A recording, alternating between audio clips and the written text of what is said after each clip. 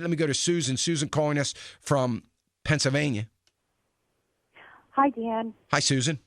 I just want to congratulate you on your show, and I also want to say that I really enjoy your viewers because I think they ask really good questions and thoughtful questions. So my question has to do with our national debt. Okay. And I'd like to preface it by just saying, with 10% of our population paying over 90% of our federal taxes, with Moody's and Fisk probably cowed into not really being honest about what our rating on our Treasury bills should be. Right. With the fact that, yes, we've seen inflation, the average person has to go to the grocery store. They know that there's inflation in gas, like you're saying. It's very insidious. Yes. With keeping in mind what's going on with Ireland and how Europe and other poor countries there have dealt with their national debt, my question is, when do you see that $18 trillion becoming a real issue in the lives of the average Americans, and what will that feel like? Because if 10% are paying our federal income, where is our government going to squeeze blood from a rock? And I'll take the answer offline. I'm really interested to hear your answer. Thank you for that, Susan. Great question, and I sure appreciate it. And I, too, appreciate our callers, our viewers, and listeners as well. Here's the thing, Susan. You ask a very, very good question, and unfortunately, only people like you and I and our viewers and listeners are asking, and people around the country. I did 2 town hall meetings last week, so you get over close to 2,000 people asking questions like this on what's going to happen. So when does it become unsustainable? Now, according to Janet Yellen, and I played this piece last week on the program, her saying that our debt, the current rate, our debt is insurmountable, is unsustainable. We know that it is unsustainable, but she didn't address what it's going to take to change that. What's going to happen when you've got a 10% paying 90 with that calculation alone? There is only, and right now the federal government. I talked about this at length as a response to a question at one of the town hall meetings. I don't know which one it was, but what's going to happen is the federal government has been extreme. Better yet, the administration and the ideology in the federal government right now has done a great job squeezing the 10%. And the 10% not only have allowed themselves to be squeezed, but they've paid up. Now, in years past, it was never allowable. And what I mean by that is that the 10% would have said, here, Mr. Government, I got a deal for you. You want to squeeze us? No problem. We're out of here. We'll go somewhere else. Or we're going to revamp, or we're going to change, or we're going to do things differently. And so the 10% you think you're going to get, you're not going to get. Or the squeeze that you think you're going to get, you're not going to get. My theory is, and I emphasize it's the theory, I believe I'm right, because I have opportunities to talk to corporate executives all around the world. And I will say this, my theory is that rather than engage in dialogue with a government that they feel very threatened by, they're paying up. But here's what they're not doing. They're paying up out of their cash reserves, but they're not expanding even a little bit. They're paying up to keep the wolves away from the door, but they're not going to use anything to try to fight it, number one, try to change it, or try to spur the economy in any way, shape, or form. They're paying up because they are trying to wait out the uncertainty of the regulatory burden in which they're facing, the uncertainty of the tax burden which they know they're going to face. They cannot do business in an environment where both of those things are a moving target. And the problem with our economy not growing is because they can't do business under those circumstances. They don't care. What the government misses is they don't care what the regulatory burden is. They, of course, want it to be as easy as possible on them.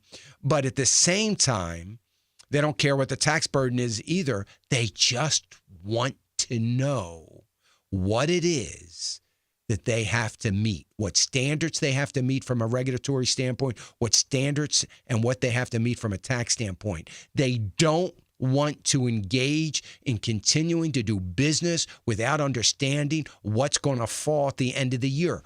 And the uncertainty of all that has continued to create this stagnation in our economy and lack of growth. So the $18 trillion is going to impact everyday Americans when the inflation gets to the point where it starts to kick up the interest rate. And it's just a matter of time before that happens, short period of time. When we get anywhere near, Susan, near normalized inflation, I always say normalized, but we don't have to get to normalized. Normalized being 4.5%, say on the 10-year, we don't have to get that far. If we get to where we're 3.75, 4% on interest rates, our $355 billion, give or take, that we pay on interest to service our debt now is going to get close to $1 trillion. The problem is getting up near 4% is not going to stay. Getting up near 4% is going to be on the way to something higher. Now we get to 4.5%, 5%. We're adding $1 trillion of interest to our deficit, and it immediately becomes unsustainable. And what they're going to try to do, the government, because the squeeze on the 10% has worked so well that they're going to look at doing more of that.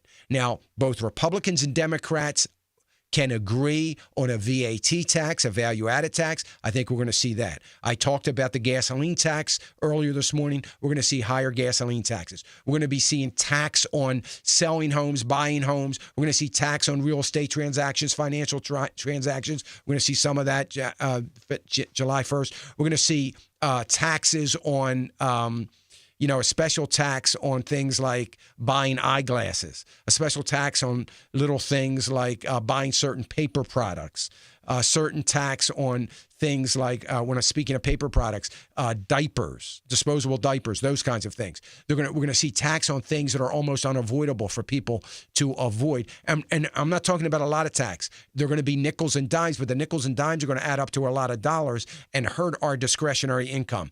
What it's going to look like when that happens for the average American people is going to be recession, and it's going to be deep recession, and it's going to be high inflation, and it's going to be recession where we're going to start to see loss of jobs again, and we're going to start to see companies start to finally say, I've tried. The last thing on earth I want to do is move from America, but we're going to start seeing that if we don't do something about it.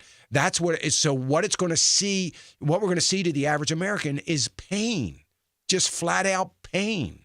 We're going to see higher food prices, higher gas prices on the consumer staples. The things that we need, we're going to see higher prices. What the ideology in Washington does not understand, Susan, is that those things, they have paid no never mind whatsoever to the fact that every year we are losing more of our own discretionary income.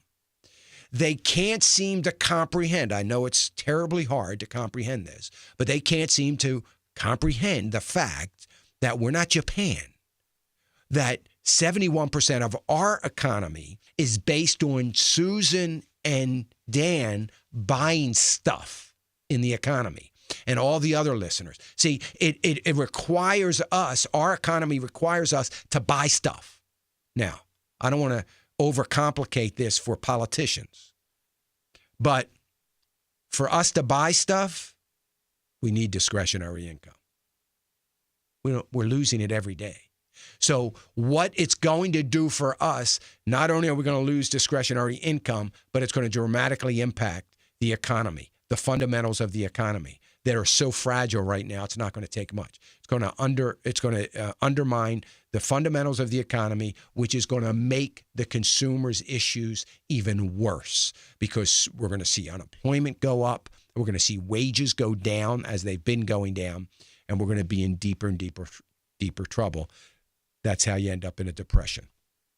I'm not trying to scare people. I'm answering your question. That's where we're headed. Can we change it? I believe we can. Can we fix it? Yes, I believe we can. Will we? I believe we won't, because there's no will in Washington to fix it. So what we've got to do is change the will in Washington. Now, in absence of that, what's going to happen is the will in Washington is going to change on its own. But unfortunately, it's not going to change on its own until we're in a depression. Until those in office say, can't cause any more pain, so we might as well work on getting out of this. Then the will in Washington is changed, rather than allowing the pain to happen, because they are preventing the pain from happening, because they believe